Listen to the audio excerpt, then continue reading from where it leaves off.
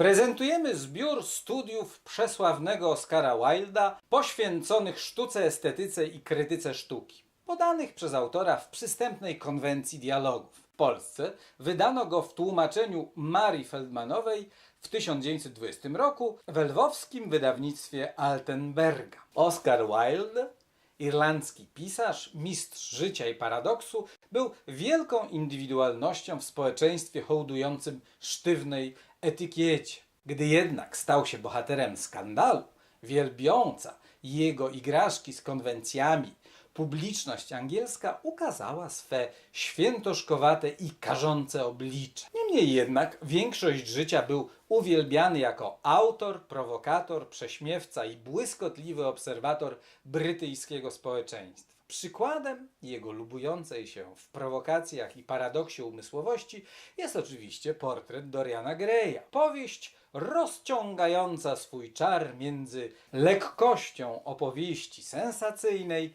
a diagnozą nadchodzącego modernizmu i jego paradoksów. Mimo że starał się płynąć lekko, unikając wirów społecznego ostracyzmu, w końcu XIX wieku jego homoseksualizm i głośny romans z młodym arystokratą Alfredem Douglasem doprowadził go przed sąd. Ten uznał go winnego kontaktów homoseksualnych, co oznaczało wówczas bezwzględną karę. Sąd skazał go na 2 lata ciężkich robót. Podziw społeczny zmienił się w nienawiść. Przestano grać jego sztuki, wydawać książki, a on sam został zmuszony do opuszczenia Anglii i zmarł w biedzie we Francji w wieku zaledwie 46 lat. Straszni ci mieszczanie. Dostępna w Attikusie książka jest bardzo pięknie wydana. Zawiera też przedmowę Adolfa Nowaczyńskiego, którego